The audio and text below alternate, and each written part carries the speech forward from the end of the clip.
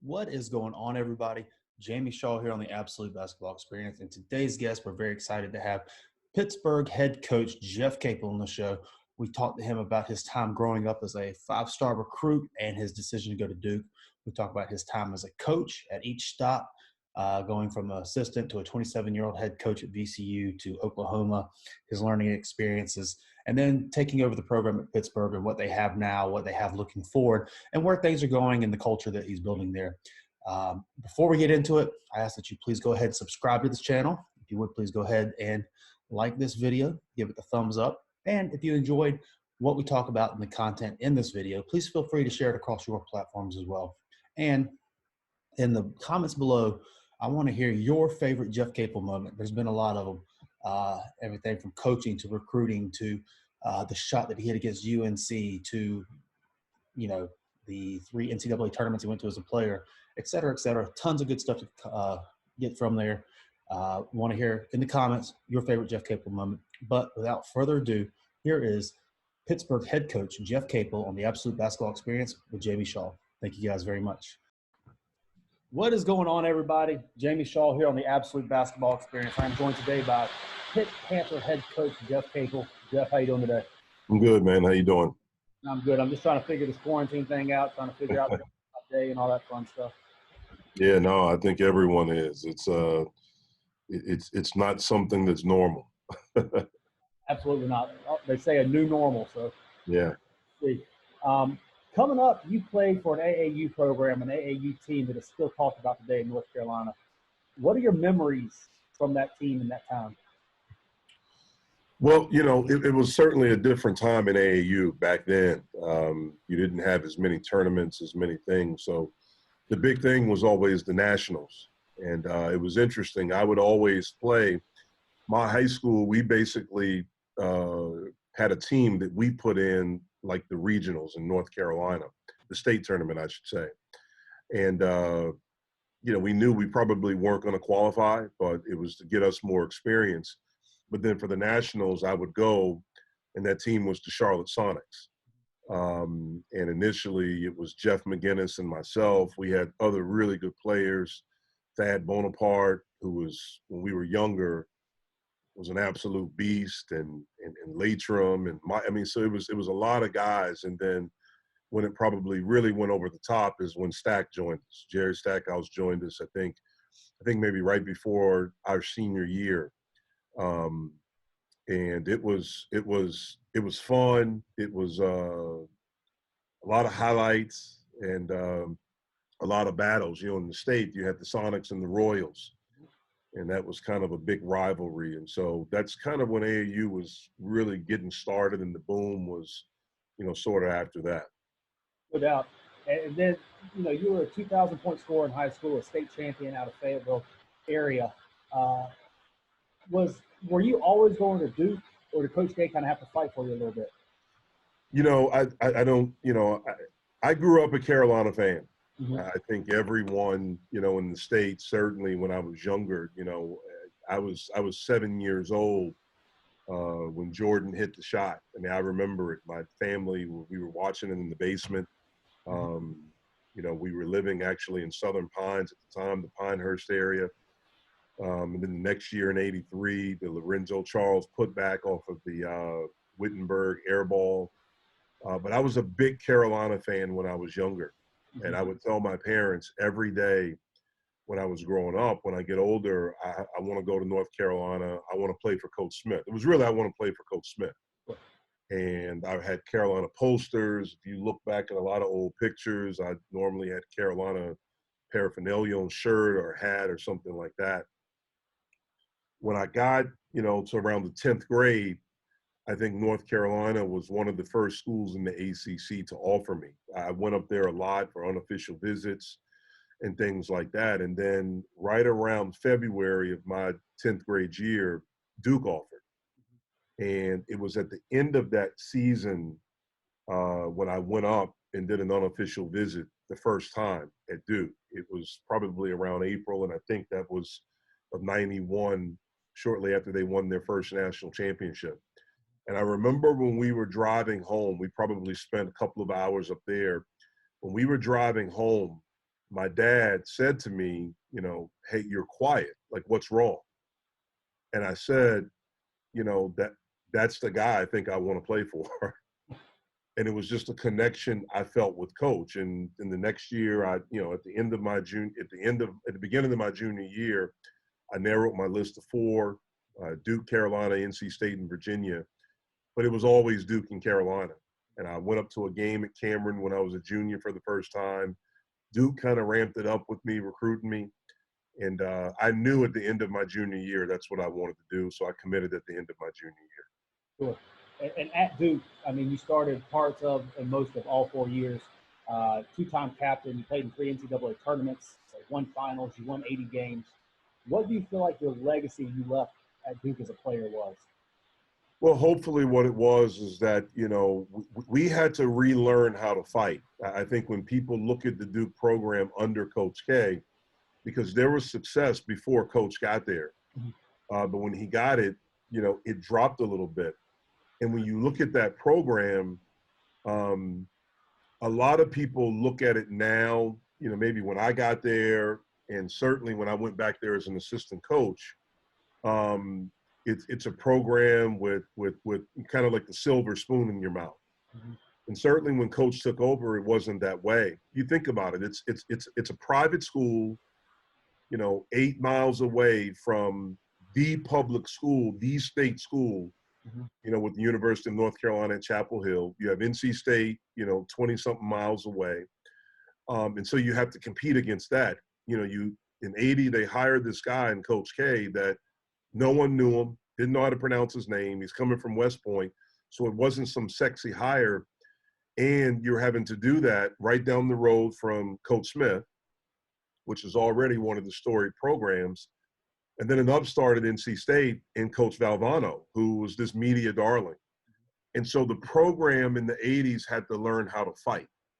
And then they had success. And then when I got there, that was right after winning back-to-back championships, the first time that happened since, you know, John Wooden's UCLA teams. And then my freshman year, we played for the national championship. But then the next year, we're 2-14 in the ACC. We're 13-18 overall. The next year, we start out 0-4 in the ACC, and we finish up 8-8, 18-13, but we lose in the first round. And so the thing I was most proud of, and hopefully the legacy I left, is that we had to relearn how to fight. You know, just like Dawkins and Billis and those guys, we had to do that. And so my most proud accomplishment at Duke, besides graduating from there, is the fact that my senior year, we won the ACC. And we kind of got it going back on that trajectory of going up. And I'll never forget my senior year, we started to have some success. And I can't remember who we beat, but we had a really big win. And Coach came in and he was like, what you guys are doing, like I'm so proud, so happy, and other people are noticing it. And I got a call last night from Shane Battier because of what you guys doing, saying he wants to come. And then this morning I got a call from Elton Brand saying he wants to come. And that was exciting. I mean, as much as I would have loved to have had one more year to play with those guys, the fact that we had a small part to play into getting it back, you know, to where it should be, that's the thing I'm most proud of. So you grew up a high-level player. After you left Duke, you played a couple years as a pro, you know, and even with your dad being a highly successful coach and everything, what was that transition like for you, hanging it up and getting into coaching? You know, it was difficult because, you know, like a lot of these young people now, these young guys in high school, you know, I thought that, you know, my dream was to play in the NBA and to, you know, have a career. And then my ultimate dream job was to get in the front office after playing. Playing was the dream. But, you know, you try to figure these things out. Okay, you know, you're not going to play forever. My dream job was to be an NBA general manager. And so you have this thing figured out. And, you know, I would always hear my dad was a high school coach and a college coach. You know, I'd see him do clinics and talk about education, and my mom was a teacher. So I knew the importance and the value of it. But I also thought, like, okay, I'm not going to be one of these guys that get hurt. Like, that's not going to happen to me. And so you feel like you're close to the NBA. You can touch it. You're right there. And I kept getting these injuries. You know, I'm getting ready for the Chicago pre-draft camp. I'm in a gym working out, and I rupture a disc in my back. So you go from a guy that thinks that maybe you can get drafted to I'm not drafted. You know, I'm out at getting ready to play summer league with the, Golden State Warriors, going into my second year out of school, and my back injury flares up again where I have to have surgery. I had an illness. So I had an injury and illness that ended my career at 24. And so I'm trying to figure out the transition. Now, I never thought that I would coach. That's not something that I ever wanted to do. But the year that I was out that I didn't play, I missed a year. I played my first year out. I played in the CBA. My second year, I didn't play because of this illness, that I had. I developed the inflammatory bowel disease called ulcerative colitis. And it was bad there for a while. You had to find the medicines. That year, I think, is where I got the coaching bug. My dad was the head coach at Old Dominion University that year. And so because I couldn't play, I spent a lot of time with him and his team watching. And I think that's where the bug to coach started. And so I was fortunate. I was able to get into the profession with my dad. Mm-hmm. He was still the head coach. My first year, I was an assistant at Old Dominion. And then my dad lost his job. So I'm the guy at the Final Four passing out resumes and trying to make connections. And I was very fortunate to get hired by Coach Mac McCarthy at VCU. And I became an assistant there, and I learned. And for some reason, the athletic director and the president there at VCU thought that I would be the guy that should take over. And so at 27 years old, I became the head coach at VCU. Yeah, that's a cool story. I mean, you spent 2 years as an assistant, one, as you said, with your dad at Old Dominion, and then to VCU as a year. But then at 27, you got the head coaching job at VCU, which wasn't the brand that it is now. That brand that it is today kind of started with you. What was it like for you moving over a chair and taking over and, frankly, revitalizing a program like VCU like that? It was something that was incredibly fun. There was an innocence about it. There was an innocence still about the profession because I hadn't been in it that long. I'd only been in it for 2 years. I had never been on the road recruiting. When I was an assistant, I was kind of in that third spot, and so I'd never gone on the road to recruit. And so when I remember when Dr. Sander, who was the athletic director at VCU, when he came to me about this, and, we think you should be the guy. What do you think? And I would never forget, I said to him, well, look, I know I don't have experience. I understand that.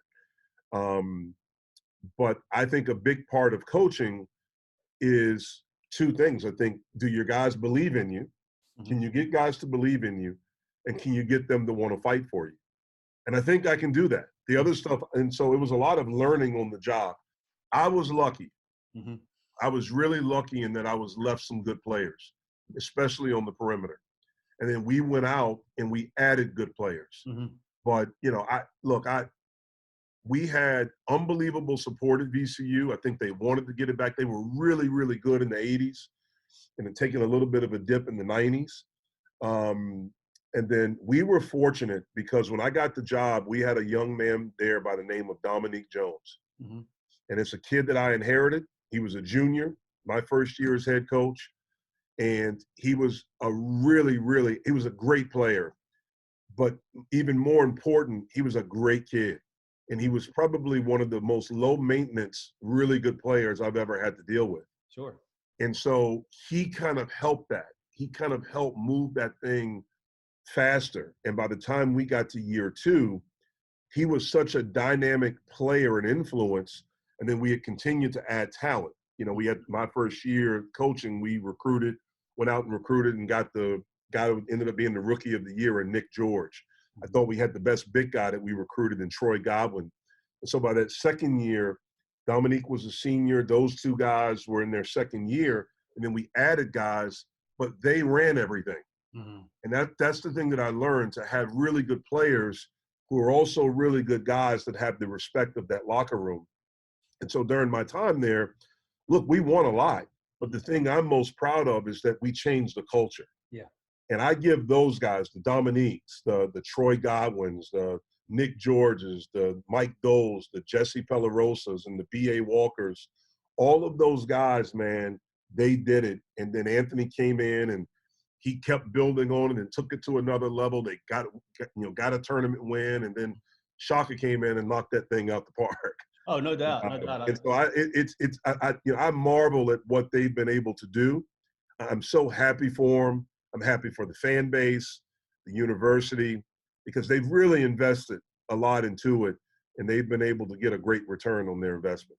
No doubt. And it seems that AD, starting with you, headed on, I mean, just hired superstars. It's like, all right, so this is the next big guy. We're going to go ahead and hire him. And he did really good job, really good eye for talent, that AD.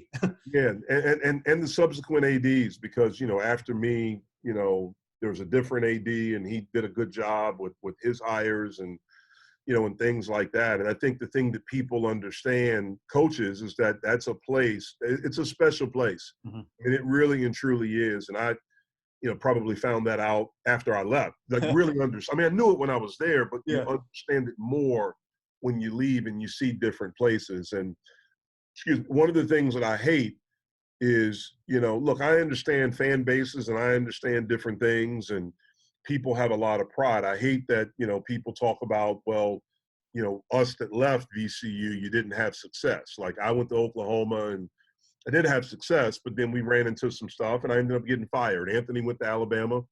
Anthony had success, but he ended up losing his job. Shaka goes to Texas. He's had success, but there were questions. And so it's not that. Like, all of us value our time at VCU. We learned a lot and things like that, and we were able to move on to do something better for our families. Mm-hmm. And it's not a shot at VCU. We all love VCU. And so, again, it's a great place, and they've done a really good job of investing into the program.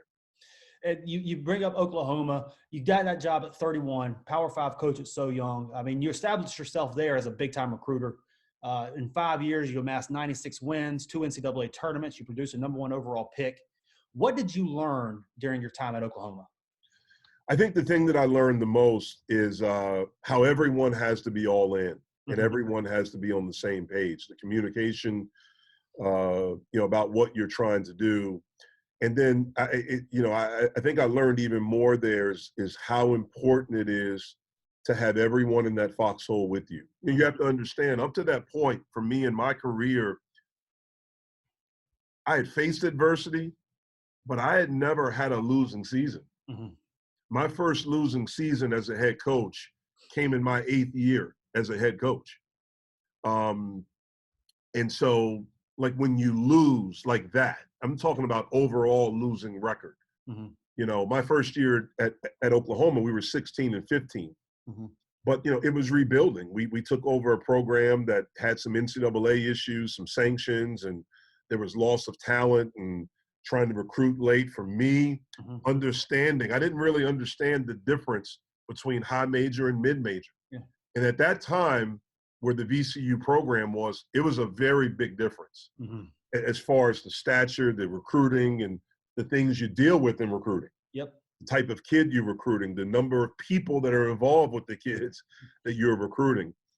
And so I think I learned there, I think it's a couple things. You got to have people in that foxhole that are really with you, because inevitably in all these jobs, and I don't care who you are, you can be Coach K, you can be, Roy Williams, you can be Tom Izzo, there is going to be adversity. Yeah. There's going to be tough times. And when you have that, you got to have people in that foxhole with you. And that's the people that you work with, the people you work for, and things like that.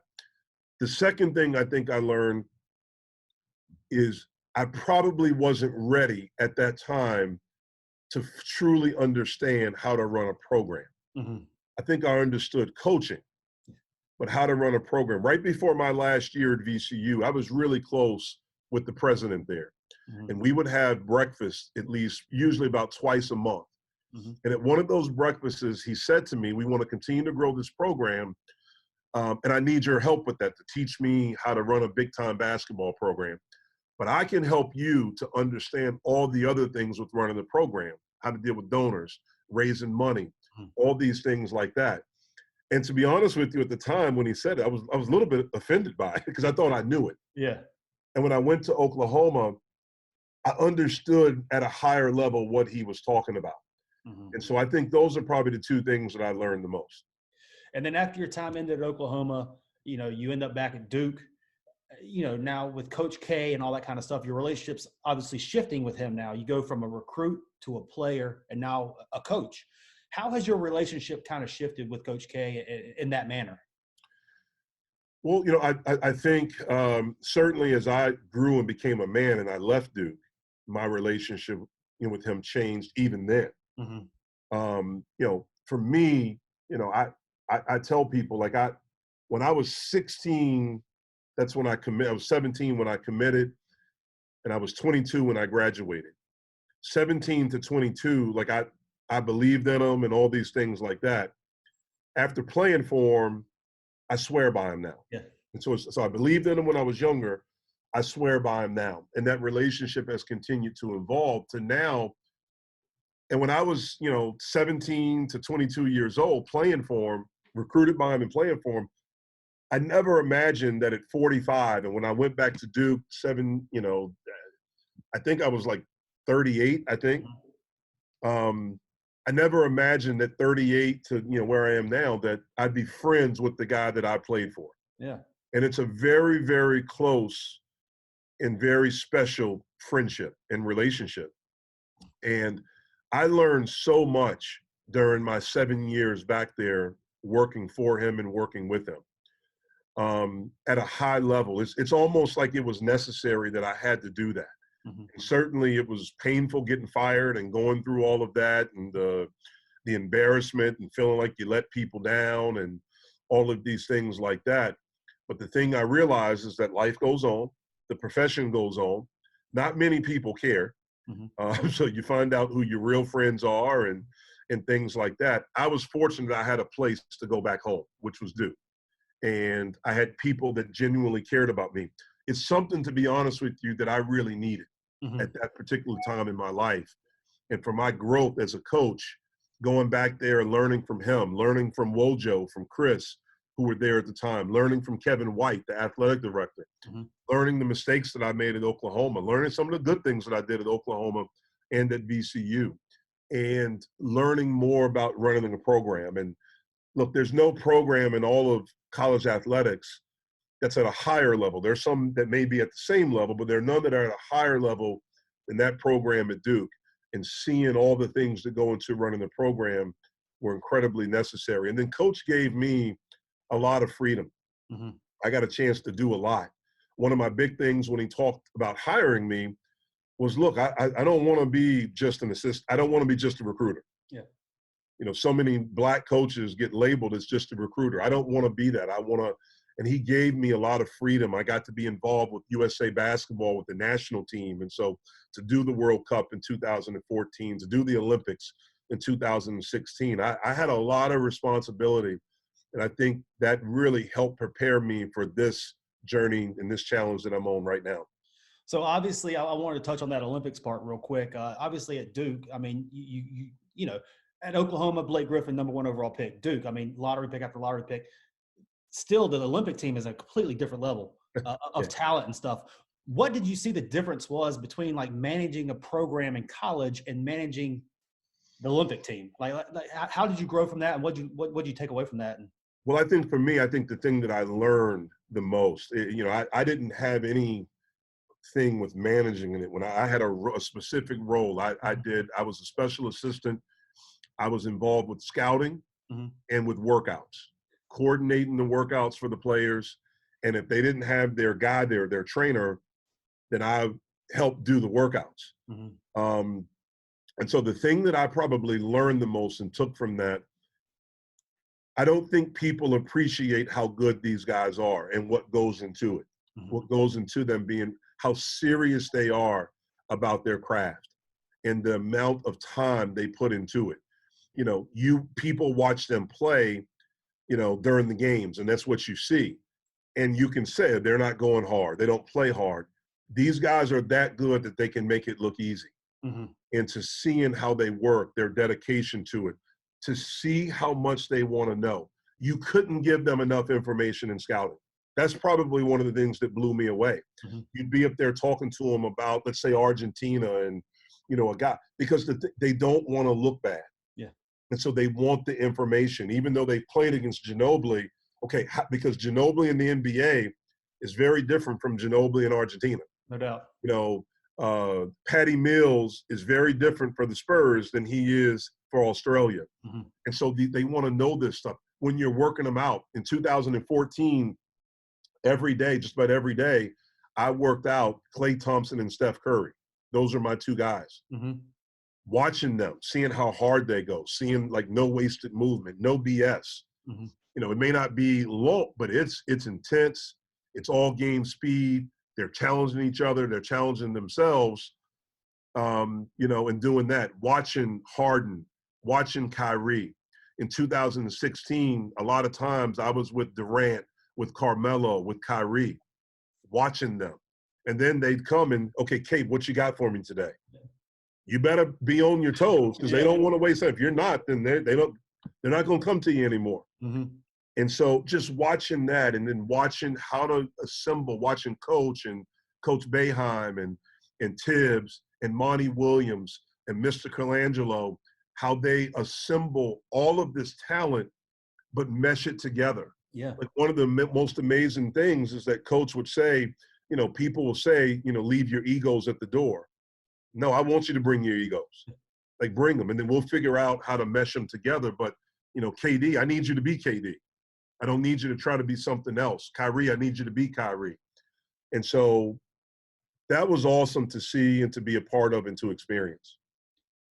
And then, so the Coach K tree, you had Collins, Wojo, yourself, Amaker, Dawkins, Bray, the list goes on. What is it, do you think, about Coach K that his biggest attribute that makes him such a successful coach and bestowing upon these people to move forward, having incredible, successful careers as well? You know, I think his greatest attribute is his ability to understand that you have to adapt. Mm-hmm. Coach has not been one, you know, like how he is right now, or at least I don't know how he is right now, but when I was there for the 7 years, is very different from how he was when I played for him. And it's smart because you have to be different. You know, kids, society is different. Kids are different. You know, in 2015, when we won the national championship, those guys, and we had 3 guys that ended up being one and done in that, you know, like on that team, they were very different than the guys in 2017. And so understanding how it changes, being smart enough and not being a guy that's stuck in a box and saying, well, this is the way it has to be. No, I have to adapt. Mm-hmm. I have to adjust. You know, Coach is 70 plus years old right now. How is he able to relate to a 17, 18-year-old? The only way you can do that is that you have to adapt and you have to adjust. It doesn't mean that you change the standard, but you have to adjust.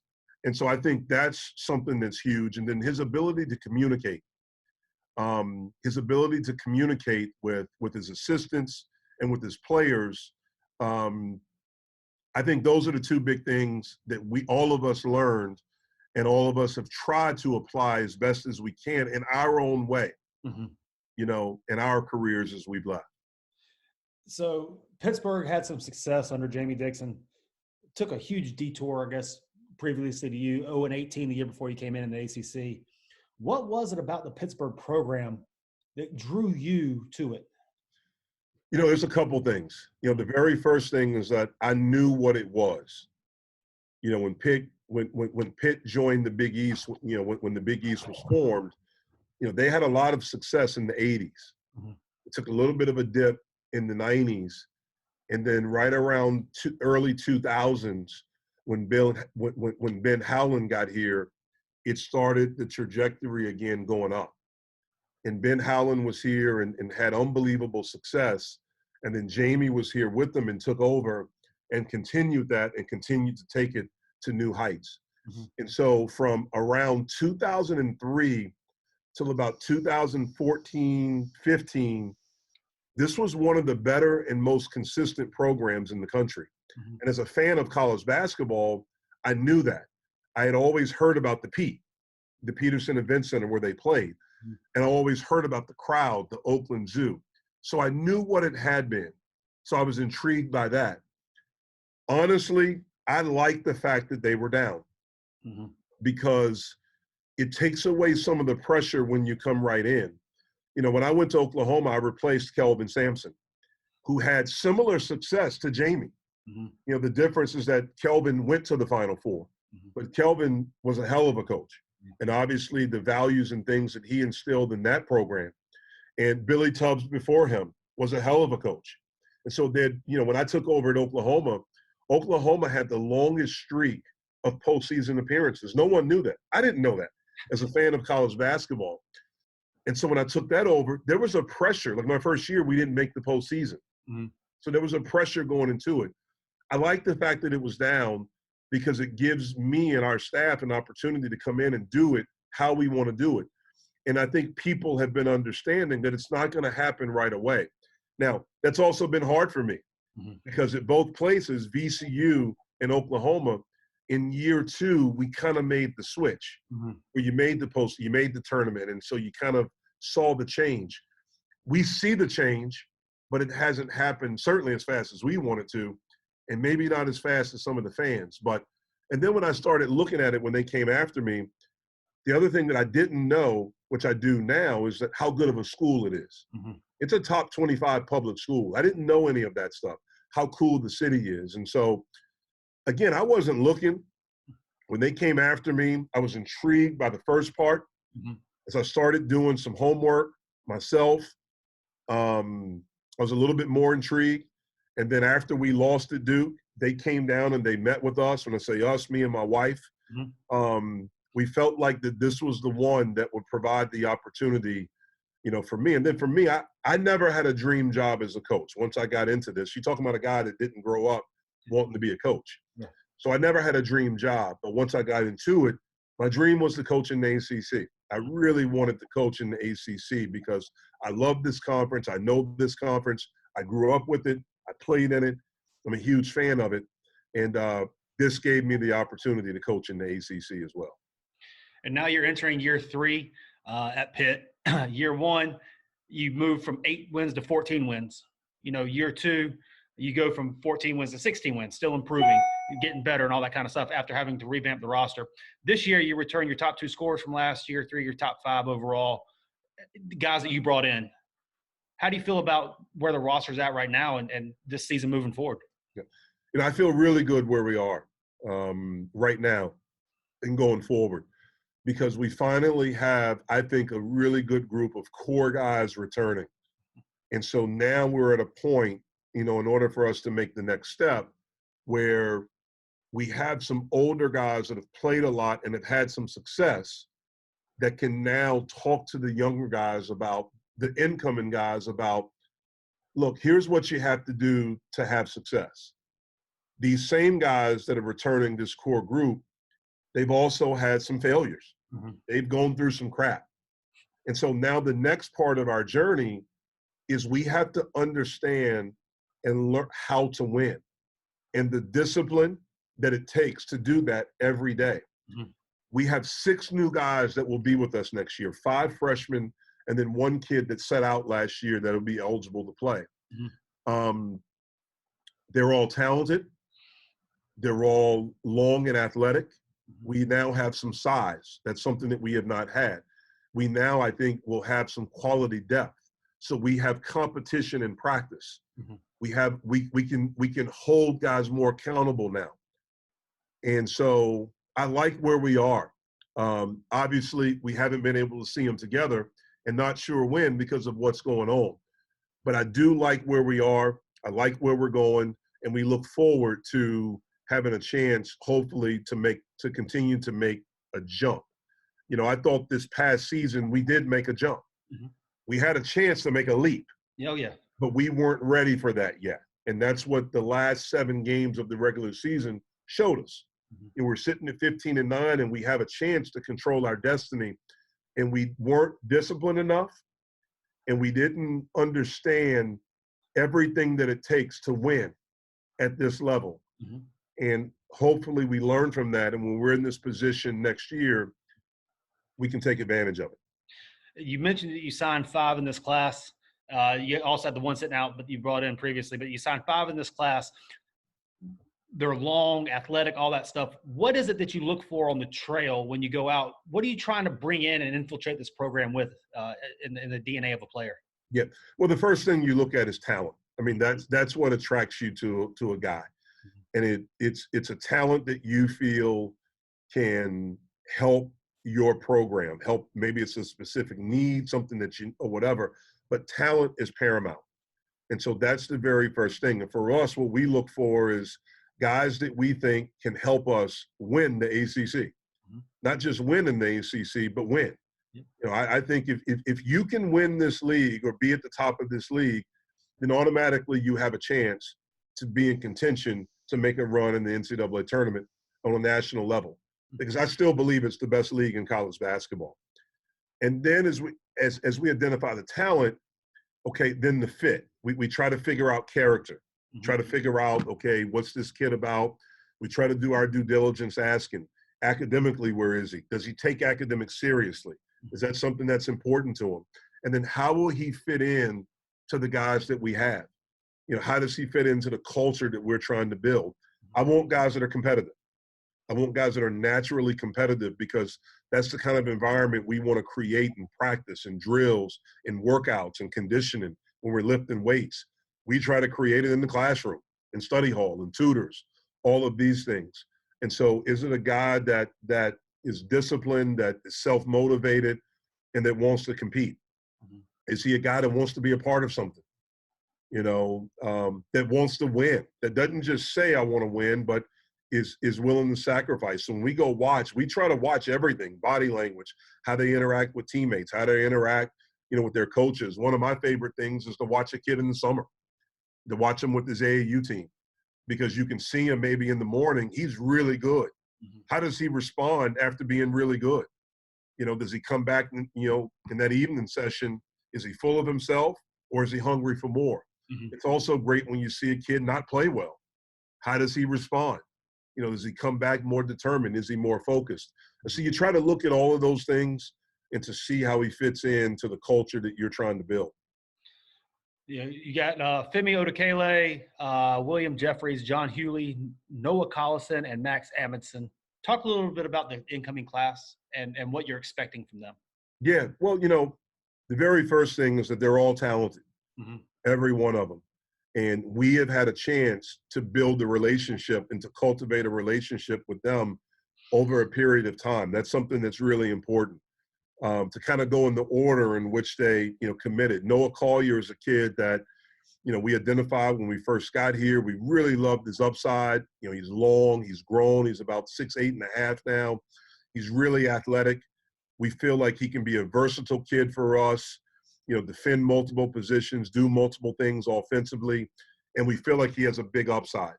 John Hughley was the next guy, and, you know, he's big. You know, he looks like some of those guys that Pitt had when they were really good. He's big, he's wide, you know, he's tough. You know, he's really, really skilled, and that's something I don't think a lot of people saw when they saw him in summer ball. But he can shoot it. He can really pass the basketball. He rebounds, which is something that we sorely need. And he's a really, really talented kid that we also think that has big upside. Max is a kid that's big. He's long. He's athletic. He's strong already. He can really run. He rebounds already with who, you know, what he did in high school. He ball screens. He rim runs. He can finish around the rim, and he can defend the basket. We also think he has upside. You know, Femi was the next kid, and he's a guy that kind of blew up a little bit later, went to Springfield this year and really started to blow up, played with the ball in his hands a lot.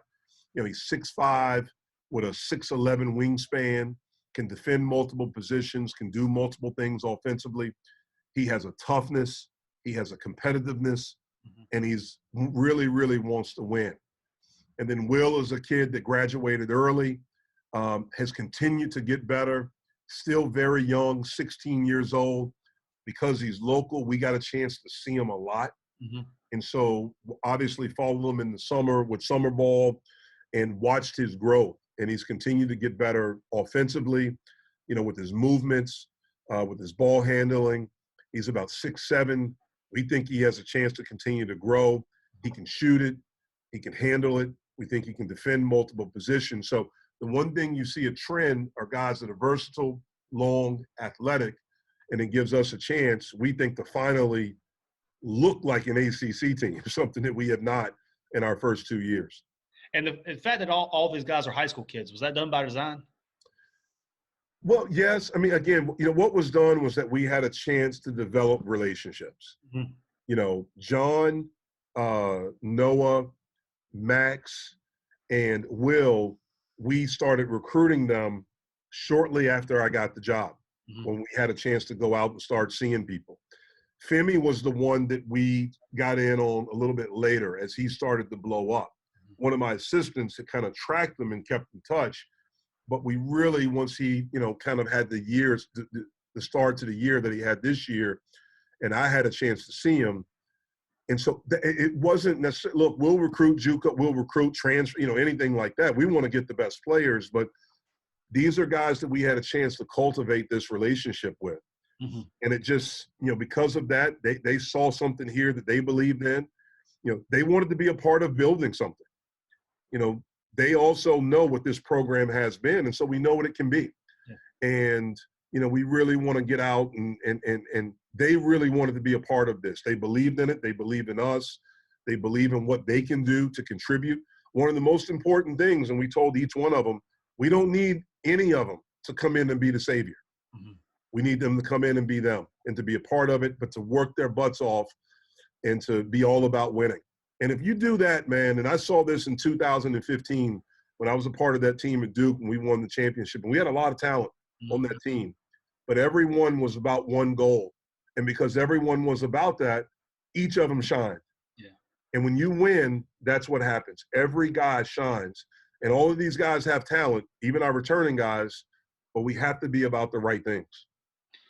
Walking into a Pittsburgh practice, even if you have no knowledge of the program or whatever, what are one or two things that you can guarantee somebody will see or feel exuding from the Pittsburgh basketball program? I think you'll see energy, and I think you'll see competitiveness, especially if you come to a practice. You'll see a lot of energy, and you'll see a lot of competition. You could see some fights too, to be honest with you. That's good. Because competition, it's really good. The competition gets intense, and guys get after it. But you'll also going to see a lot of love. Mm-hmm. I think it's vital to have competition, but I think competition without love is very dangerous. And so you'll see all of those things. And I think you'll see guys pushing each other to really get better and to be at their best. And to me, that's what the really good programs, not the good teams, that's what the really good programs do. And that's what this program was. Mm-hmm. I've had a chance to talk to some of these former guys. I have one on my staff that was a really good player on some of those very good teams.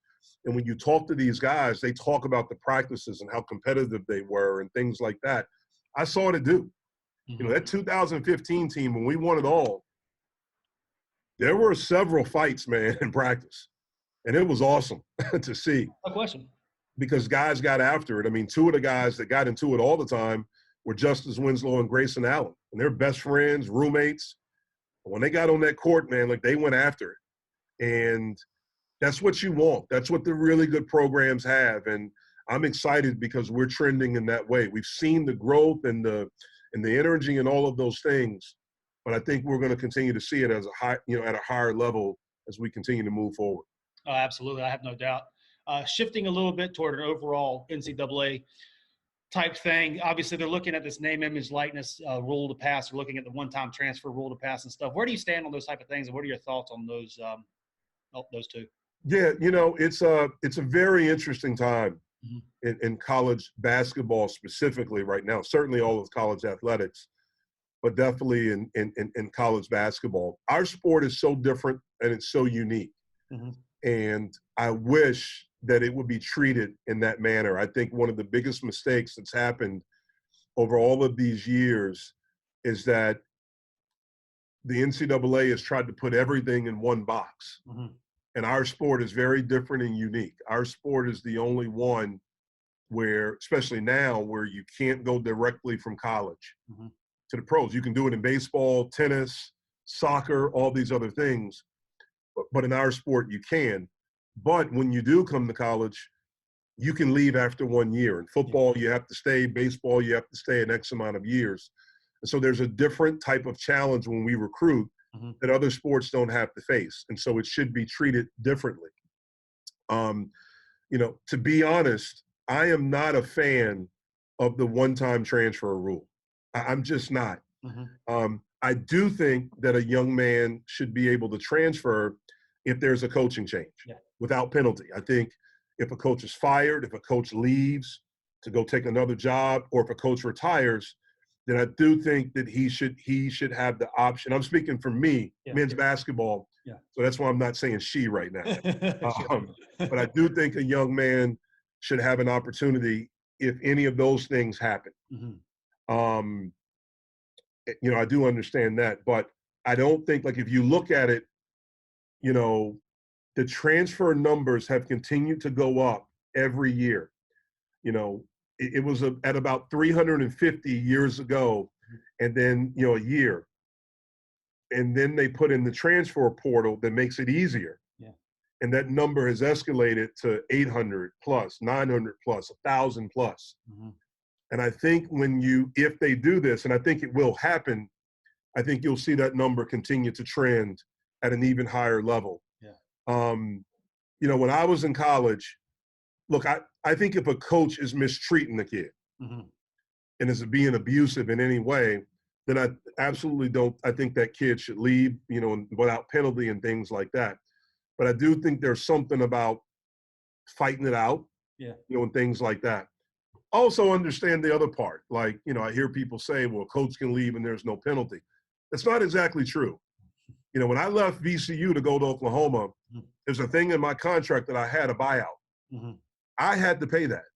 Like, I had to write those checks. That didn't come because I broke the contract.